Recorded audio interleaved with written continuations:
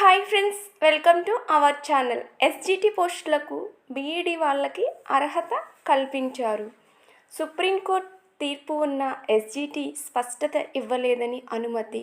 Reserved అభ్యర్థులకు degree అర్హత మార్కులలో అయోమయం. ఫిబ్రవరి 27 నుంచి మార్చి 9 వరకు ఆన్లైన్లో టెట్ పరీక్షలు. 20 రోజుల్లో ఎలా సాధ్యమని అభ్యర్థులు ఆందోళన చెందుతున్నారు.